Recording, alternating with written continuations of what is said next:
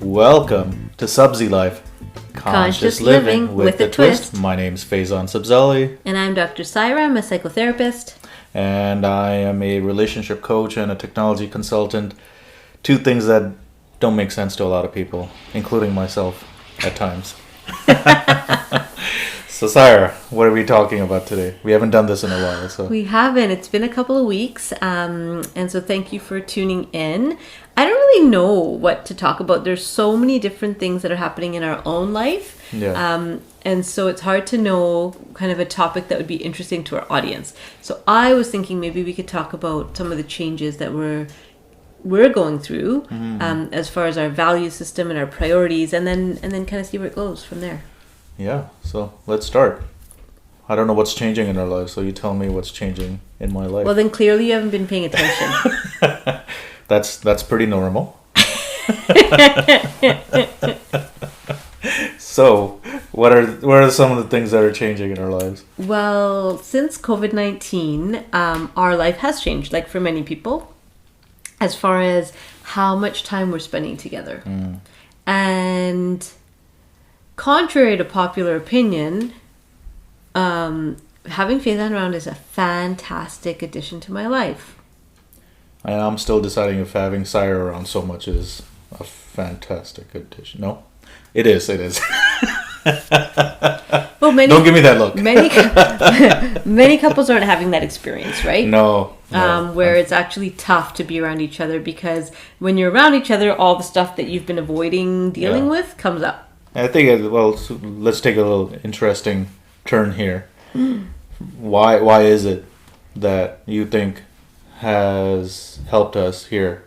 Right, because this just didn't start with COVID-19. We didn't start working on this relationship in March of 2020 and just said, okay, yeah, let's see if we can hang out around each other for more than 5 hours a day without, not counting sleep time. So, what do you think? I think we've experimented with a few different configurations, right? Like we had that time when you were traveling all the time. Yeah, that wasn't fun. Well, and we, like, it wasn't fun, but at the time, it might have been, like, we might have thought, oh, this might be nice to have a little bit of a break from each other. Then when we see each other, it's like a reunion. And it was that a little bit. Yeah. But it was also really sad and lonely and frustrating. So having that experience of not being together showed us that we want to be together. And then when you were, like, going into work every day to downtown, right? So that experience of having to take the train and the bus, and then spending, getting home at a certain time, dinner in bed, like that experience also, we realized, that's not fun either. Right. So we've had these different, we've experimented, I guess, if you will. We have, and maybe not deliberately, mostly because of work situations. Right. And I think for me also, I mean, yes, there were those physical configurations that we played around with. Yeah. But there was also all this emotional work that we have been doing since you and I have met. And I think part of that has helped us now eventually get to this point where, during COVID, when we're in each other's space all the time, that we can ask for our space, right? We can actually communicate clearly. And we're not the best at it. We've had our Dude, I'm the best at it. I don't know about you. Well, yeah, Syra's always the best at everything. Okay, so I have to tell you something honestly. Go ahead. So I have a couple of older women in my life who I look up to as mentors. Yeah. Who are now retired. Who have told me it's so annoying to have my husband around me all day long. And when I heard this, it's happened a couple of times over the last few years. And when I heard this, it really surprised me, because I thought, I don't want to be in a situation where I'm now in my 60s. We finally have a chance to be together, and I don't even like you. And so I thought, you wanna not like me at 40. That's not what I'm saying. God. Yeah, I want to get a head start on hating you. That's the plan.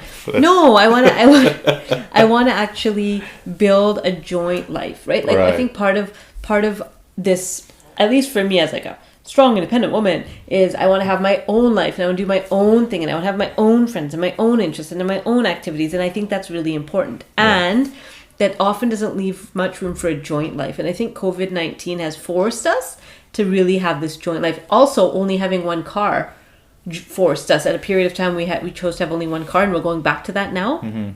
But that also forced us to have a joint life, right? Yeah, no, absolutely. And what I'm kind of going back to is kind of laying that foundational work, right? And I don't think it's ever too late. Sometimes it feels like it's always too late, right? And I think it feels like it's too late because we're used to having it a certain way. I'm used to having it my way. You're used to having it your way, and then trying to figure out from there if it makes sense, right? Like now we have to figure out how to live together, having it our ways, right? And I think you and I have done a lot of work. So when you say work, explain to the people. Yeah, what do you mean by that? Well, so work is, going to therapy, going to different groups, taking courses, doing separate work. Like you attend. There's a therapeutical work, but there's groups that you attend. You've built your support systems. Yeah. Right. I've got my support systems separate. Right. So a separate support system where I can go and have those conversations that I want to. That don't really, I don't need to have them with you, right? You don't need to work out stuff with me all the time. Yeah, and I think we go into these relationships thinking that we're going to be each other's best friends. Right? And only friends. And the only friends. Yeah. I think that's it. You can be the best friend, but like you don't have to be the only friend. Right. There's certain things if, you're, certain things that you do that irritate me. Like what? Don't answer that question. Now nothing. Now that. Asking those types of questions.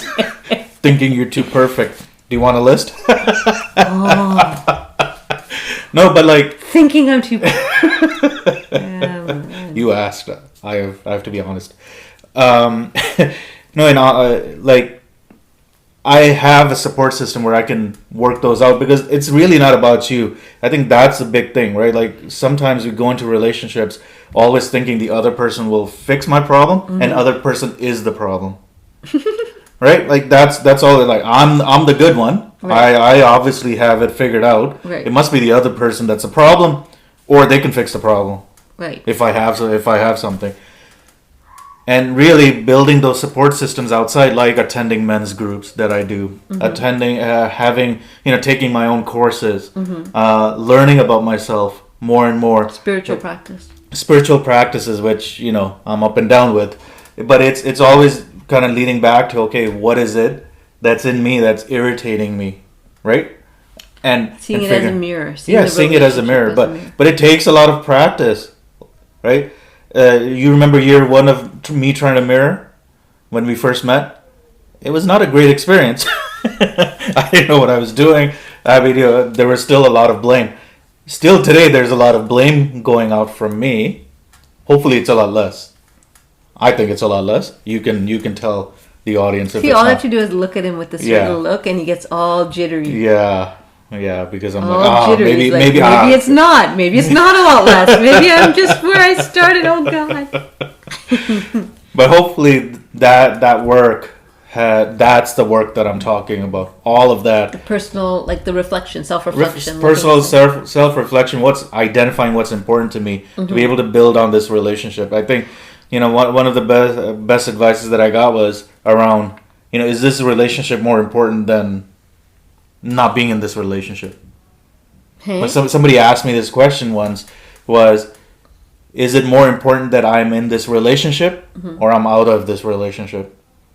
Because sometimes we make decisions thinking we're in this relationship, but the decisions are really leading you out of the relationship. Right? So Can you give an example of that? Well, so as an example, something simple as, right, like where we wanted this cabinet. Like this cabinet that we're looking at right now. Okay. I know the people listening. Rack. It's a shoe rack that's used as a shoe rack. I never wanted it in the garage. No. Because as soon as I walk in, I don't like clutter. Yeah. Right. So as soon as we drive in, I'm like, oh, but that's a place now. Was that really worth the fight? Because those little fights start adding up. Right. Right. Like was that worth the fight to start some? I did share my opinion. We ended up putting it in the garage, and now it's not in the garage because of other situations. But like the mice in our garage. The mice in our garage. That built a house under the shoe rack. Oh my god. But for me, like, I think sometimes those small decisions, like, I want it my way. Mm-hmm. I could have really been no, right? And I have been in certain situations.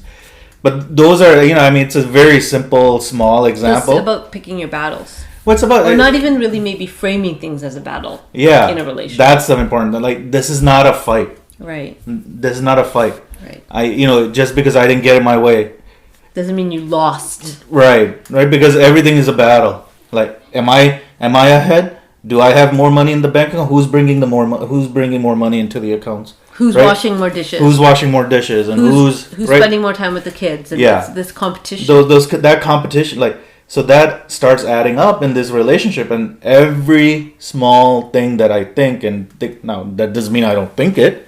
I just have to work through those. Like, is that conversation, is that thought worth me being out of this relationship? Because every action, every thought, and again, I'm not perfect. Either takes me into the relationship or takes me out. And so I feel like that's, now we can talk about the change, because being in COVID, doing all of that work, being together now through COVID is, I think, allowing us to make the leap forward to the changes that we're about to make in our lives. Oh, geez. I don't even want to talk about it in case it doesn't happen.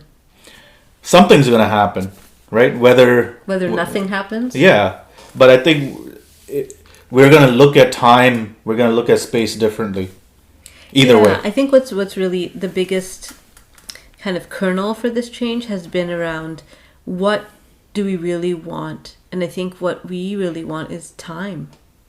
Time is ticking. It feels like time is just ticking. Yeah. And so how do we actually enjoy the time that we do? The limited hours in a day, in a week, in a month, in a lifetime that we have. And I think for us, turning 40. Oh God, that's why. Because we turned 40. No, it's not because just we turned 40. That's what it is, Faizan. It's the 40.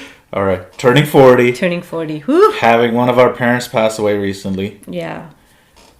Other parents that are still with us, struggling with their health, right? And their financial health.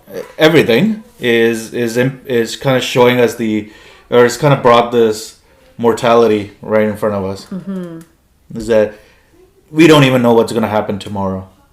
And you and I have talked about, am I going to be here tomorrow or not? Right? We just don't know. We're planning like I'll be around for 35, 40 years. Hopefully, if it works out, great.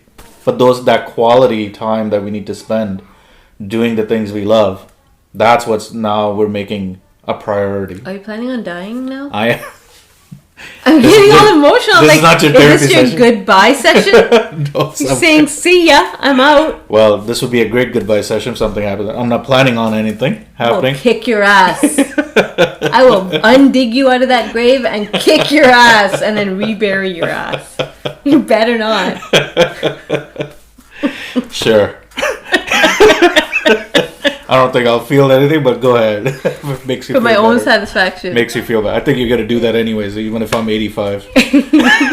That's not that old. No, I know. But Yeah, even if I'm 85, 90, 95, 100, doesn't matter. I think for you, you'll probably dig me up. Well, that's part of it, right? In a loving, connected marriage, it's never enough time. You're right.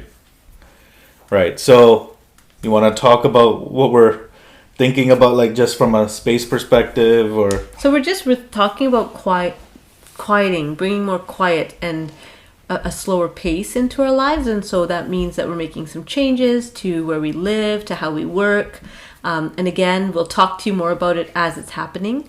But some profound risks, I guess, that we're taking. And I just said to you, right before this podcast, that maybe we're making the biggest mistake of our lives. Yeah, and we're scared. And we're scared of the changes that we're about to make. And I think, let's be honest about it, right? people that are close to us that we've spoken to, they're like, wow, that's a brave decision, all those. Yeah, like people kept saying brave, brave, brave, and we're like, yeah, but now we're feeling the fear. Right. And I think the thing about being brave is that you actually acknowledge and feel the fear, and then you continue anyway. Yeah, and it's different for us from the way both of us have lived before, right? We've been so busy. Like I think I know I have been defined by my busyness, right? And I'm not planning, at least at this point, of working any less. Neither are you, right? From a work perspective, I feel like both of us are going to be working more than we have been. But it's how do we work? Yeah, it's how do we work, and it's how are we there for our kids, and especially having kids during this time, just to see what's actually important for them. Yeah. Right? And yes, I mean they missed some of their activities but no, they don't. Some of them. No, they don't. They miss swimming, but they don't mind swimming in a lake or a pool or a hot tub. Well, so they don't miss swimming lessons. No, they don't miss us running around telling them to get to us. They don't miss me waking them up at 5:30, trying to get them ready for school so we can drop them off and get to work, like all of that. Yeah. Right? So it's identifying that and saying, okay, is there another way? Right. Is there another way? We don't know. We think there is. Hope and there we're gonna, and we'll share more of that. We'll try it. We feel like there's another way. And even if it's not a physical change, we know there has to be a way for a mental change. So I think that's where we're at, is talking. I don't know what the topic of this thing was, but I our ramblings. Yeah, but I feel like Zali ramblings. Yeah, if anything, it's the foundational work. Whether it's a relationship or individual, is that foundational work gives us the ability to take these risks. And I think part of it too, even with this risk, right, is that just being really committed to being on the same page, and we don't move forward if we're not on the same page. Yeah.